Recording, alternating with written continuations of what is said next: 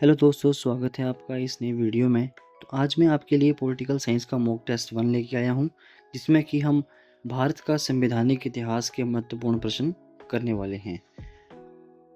तो चलिए शुरू करते हैं। आपका पहला प्रश्न है, बी.आर. अम्बेडकर और महात्मा गांधी के मध्य सन 1932 में हस्ताक्षरित पूना समझौते में क्या प्रावधान था? तो आपके ऑप्शंस हैं, भारत के लिए डोमिनियन स्थिति बनाए जाने का, मुसलमानों के लिए पृथक निर्वाचन क्षेत्र का, सिखों के लिए पृथक निर्वाचन क्षेत्र का, हरिजनों के लिए आरक्षण सहित संयुक्त निर्वाचन क्षेत्र का। तो इसका सही आंसर है आपका ऑप्शन नंबर डी। अगला प्रश्न है, निम्न में से किस अधिनियम द्वारा भारत के गवर्नर जनरल को अध्यादेश जारी करने की शक्ति प्रदान की गई? तो आपके ऑप्शंस हैं, चार्टर एक्ट 1833, भारतीय परिषद अधिनियम 1861, भारतीय परिषद अधिनियम 1892 और भारतीय परिषद अधिनियम 1909। तो इसका सही उत्तर है आपका ऑप्शन नंबर बी, भारतीय परिषद अधिनियम 1861। अगला प्रश्न है, रेगुलेटिंग एक्ट कब पारित किया गया? तो इसका राइट आंसर है आपका ऑप्शन नंबर ए, 1773 ईस्वी में। अगला प्रश्न है, भारत के गवर्नर जनरल को किस एक्ट के द्वारा अपनी समिति के निर्णय को अस्वीकार करने का अधिकार मिला? तो आपके ऑप्शंस हैं, 1773 का रेगुलेटिंग एक्ट, 1784 का पिट इंडिया एक्ट, 1786 का अमेंडमेंट एक्ट, 1813 का चार्टर एक्ट। तो इसका राइट आंसर है आपका ऑप्शन नंबर सी, 1786 का अमेंडमेंट एक्ट। आपका अगला प्रश्न है, महारानी विक्टोरिया को भारत की सामग्री नियुक्ति कब किया गया? तो आपके ऑप्शंस हैं, 1885 में, 1875 में, 1876 में, 1858 में। तो इसका राइट आंसर है आपका ऑप्शन नंबर सी, 1876 में। अगला प्रश्न है, महारानी विक्टोरिया ने 1858 की घोषणा में भारतीयों को बहुत सी चीज़ों दिए जाने का आश्वासन दिया था। निम्न आश्वासनों में से कौन सा ब्रिटिश शासक ने पूरा किया था? तो आपके ऑप्शंस हैं, रियासतों को हड़पने की नीति खत्म कर दी जाएगी, देसी रजवाड़े की यथास्थिति बनाए रखी जाएगी, भारतीय यूरोपियन सभी प्रजा को समान व्यवहार मिलेगा और भारतीयों के सामाजिक व धार्मिक कार्यों में कोई हस्तक्षेप नहीं होगा। तो इसका राइट आंसर है आपका ऑप्शन नंबर बी, देसी रजवाड़े की यथास्थिति बनाए रखी जाएगी। तो आपका अगला प्रश्न है, मार्ले मिंटो सुधार का उद्देश्य क्या था? तो आपके ऑप्शंस हैं, पृथक निर्वाचन प्रणाली, भारतीयों की भागीदारी बढ़ाना, युद्ध में सहयोग हेतु तैयार रहना या पूर्ण स्वतंत्रता देना। तो इसका राइट आंसर है आपका ऑप्शन नंबर ए, पृथक निर्वाचन प्रणाली। अगला प्रश्न है,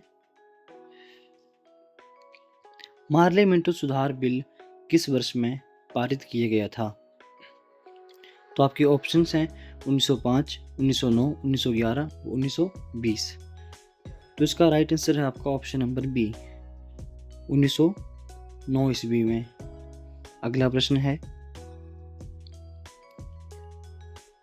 मुसलमानों के लिए अतिरिक्त निर्वाचक मंडल प्रारंभ में किसके द्वारा लाया गया था? तो आपके ऑप्शंस हैं, क्रिप्स मिशन 1942, मार्ले मिंटो सुधार 1909, मोंटेग्यू चैम्सफोर्ड सुधार 1919, भारत सरकार अधिनियम 1935। तो इसका राइट आंसर है आपका option number B, Morley Minto सुधार 1909 में। अगला प्रश्न है, 1909 के इंडियन काउंसिलिंग एक्ट में किस बात की व्यवस्था की गई थी? तो आपके ऑप्शन हैं, केंद्रीय कार्यपालिका, सांप्रदायिक प्रतिनिधित्व, सामाजिक न्याय और प्रांतीय व्यवस्था। तो इसका राइट आंसर है आपका ऑप्शन नंबर बी, सांप्रदायिक प्रतिनिधित्व। निधित्व। अगला प्रश्न है, मोंटेग्यू चेम्सफोर्ड सुधार में प्रावधानों का सार था।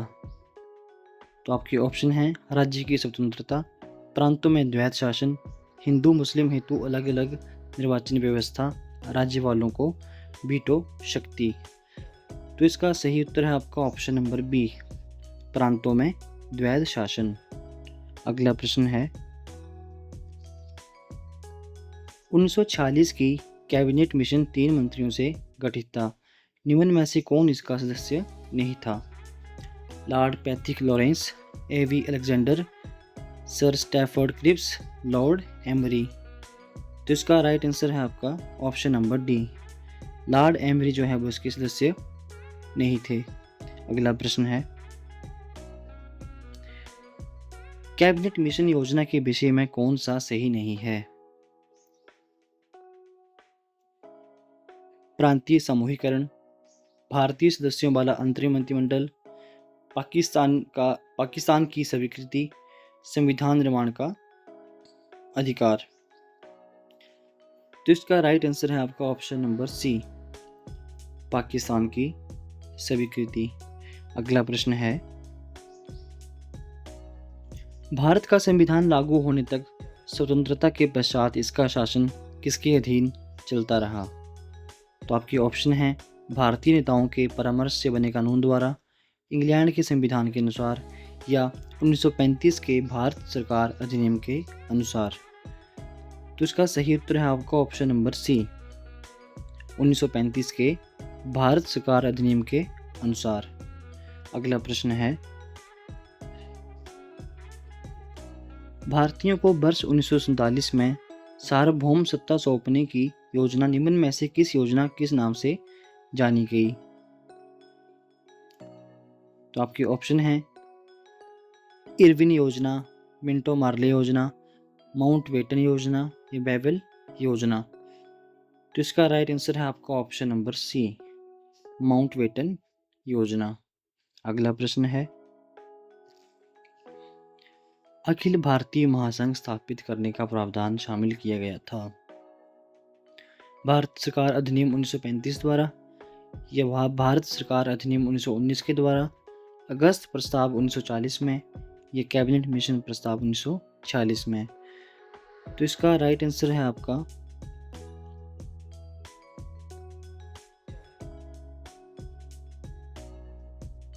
ऑप्शन नंबर ए, भारत सरकार अधिनियम 1935 के द्वारा।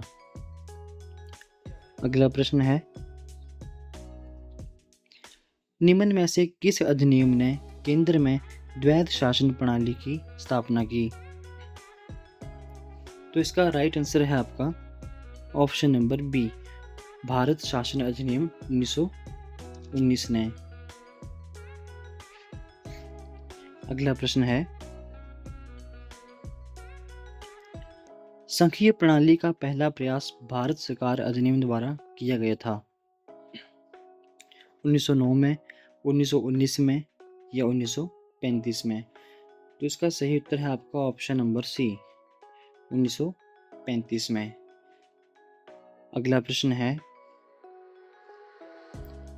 किस अधिनियम की प्रमुख विशेषता प्रांतीय स्वायत्तता थी?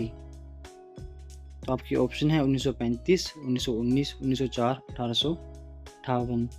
तो इसका राइट आंसर है आपका ऑप्शन नंबर ए, 1935। अगला प्रश्न है,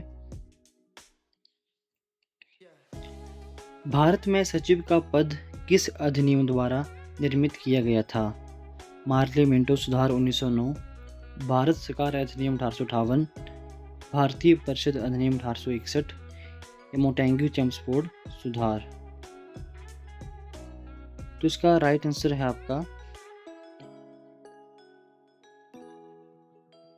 ऑप्शन नंबर बी, भारत सरकार अधिनियम 1858। अगला प्रश्न है, किस भारत सरकार अधिनियम के तहत पहली बार विधायिका में कुछ निर्वाचित प्रतिनिधियों को मंजूरी दी गई? तो इसका राइट आंसर है आपका ऑप्शन नंबर बी, भारत सरकार अधिनियम 1909।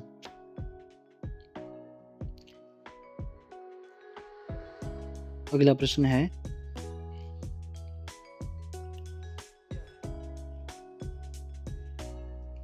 भारत शासन अधिनियम 1935 द्वारा स्थापित संघ में अवशिष्ट शक्तियां किसे दी गई थी? संघीय विधानमंडल को, गवर्नर जनरल को, प्रांतीय विधानमंडल को या प्रांतीय राज्यपालों को? तो इसका सही उत्तर है आपका option number B, governor general को।